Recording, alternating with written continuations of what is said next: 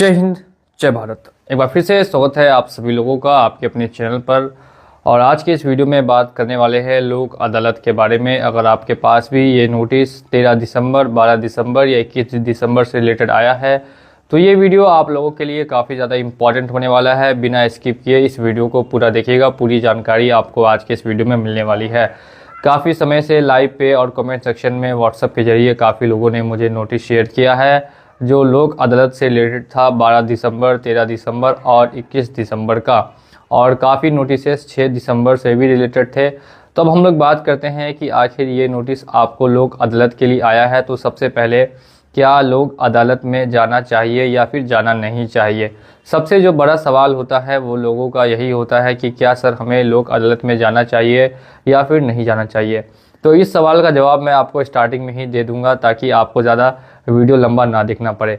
सबसे पहले यहाँ पे बात करते हैं कि लोक अदालत का नोटिस जब आप लोन डिफ़ॉल्ट करते हैं 4 महीने, 5 महीने या उससे ज़्यादा लोन डिफ़ॉल्ट करते हैं तो किसी भी NBFC कंपनी या बैंक के द्वारा आपको भेजा जा सकता है। ये छोटी सी छोटी कंपनी और बड़ी सी बड़ी बैंक भी आपको भेज सकती है। अब ये नोटिस आने के बाद आपके घर से हो सकता है कि जो डिस्ट्रिक्ट है जिसमें रह रहे हैं उसमें आया हो, या फिर हो सकता है कि काफ़ी दूर भी आया हो। दोनों पॉसिबिलिटी यहाँ पे हो सकती है। अब अगर आपको यहाँ जाना है तो इससे पहले क्या ध्यान रखना होगा और किन लोगों को यहाँ जाना होगा।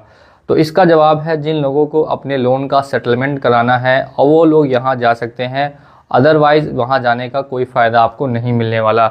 हर 3 महीने 6 महीने पे आपको ऐसे नोटिसेस देखने के लिए बैंक के द्वारा, NBFC के द्वारा देखने के लिए मिलेंगे। दिसंबर के बाद ऐसा सेम नोटिस आपको मार्च में भी देखने के लिए मिलेगा।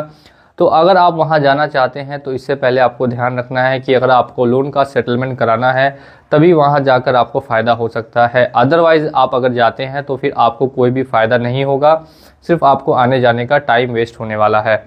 अब अगर आप वहाँ नहीं गए और आपने कोई भी इन्फॉर्मेशन भी नहीं दी है बैंक को इस रिगार्डिंग कि आप वहाँ आ रहे हैं या नहीं आ रहे हैं, तो ऐसे में भी कोई ख़ास आपका लॉस ही नहीं हो पाएगा। आप लिख के भी दे सकते हैं बैंक को कि आप मेडिकल इशू के कारण आप वहाँ नहीं आ सकते, या और भी कोई रीज़न दे सकते हैं जिस वजह से आप वहाँ पहुँच नहीं सकते हैं। ऐसे भी बिना रीज़न दिए भी अगर आप वहाँ नहीं पहुँचते हैं और आपको लगता है ये कोर्ट की अवमानना हो जाएगी और आपके खिलाफ़ बड़ा एक्शन हो जाएगा, तो ऐसा बिल्कुल भी नहीं है। आपके खिलाफ़ कोई भी बड़ा एक्शन नहीं होगा। लोक अदालत में बैंक के द्वारा बुलाया जाता है और वहाँ पे सेटलमेंट की प्रक्रिया को आगे बढ़ाया जाता है। वहाँ पे किसी तरीके की सज़ा दिलाई नहीं दी जाती है, ना ही किसी तरीके का ट्रायल किया जाता है। अब अगर जिन लोगों को वहाँ जाना है वो ये वीडियो को और आगे तक देखते रहे। अगर आप वहाँ जाते हैं तो वहाँ जाने के बाद पहला स्टेप किया है। काफ़ी लोगों को लगता है कि आपके पास अगर एडवोकेट नहीं है तो आप वहाँ नहीं जा सकते, तो ये बिल्कुल ही गलत सवाल है। ऐसा कुछ भी नहीं है, आप अकेले भी वहाँ जा सकते हैं। तो जाने का क्या प्रोसेस है, सबसे पहले जो आपको नोटिस आया है उसकी कॉपी आपके पास होनी चाहिए। उसमें एक एड्रेस, बिल्डिंग नंबर वगैरह मेंशन किया होगा। जिस बिल्डिंग नंबर में आपको जाने के लिए कहा गया है उसी बिल्डिंग नंबर में आपको जाना है। वहाँ जाके आपको जानकारी लेनी है कि जो आपकी NBFC कंपनी है, ये बैंक है, उनका टेबल कहाँ पे लगा है। उस टेबल पे जब आप जाएंगे तो देखने के लिए मिलेगा कि वहाँ बहुत ज़्यादा भीड़ होगी। सुबह के टाइम खासकर और ज़्यादा भीड़ हो जाती है।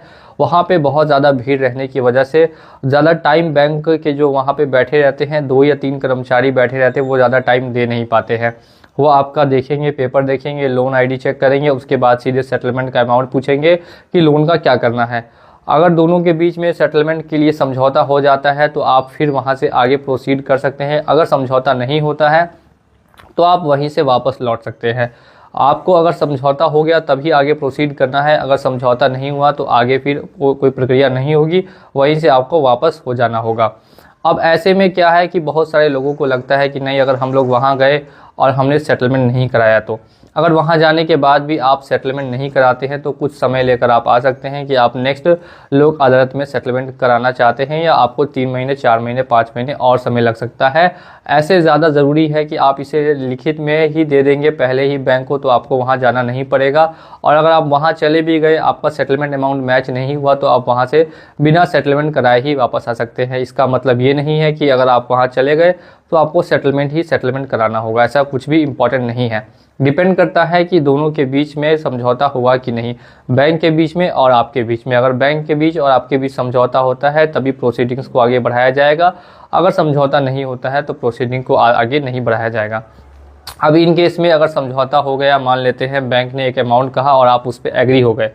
अब बैंक ने जो अमाउंट कहा वो एग्री होने के बाद वहाँ से फाइल आगे ट्रांसफ़र की जाएगी और मोहर लग के आपको मिल जाएगा कि आपका सेटलमेंट इतने इतने अमाउंट में होना है।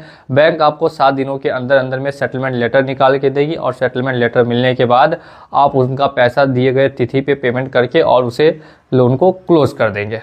ये है पूरी प्रक्रिया। अब लोग अदालत में काफ़ी लोगों को लगता है कि लोन भी वगैरह माफ़ हो सकता है या नहीं हो सकता है, तो इससे रिलेटेड भी मैं बहुत सारी वीडियोस बना चुका हूं कि देखिए 100% लोन कहीं पे भी माफ़ नहीं होता है।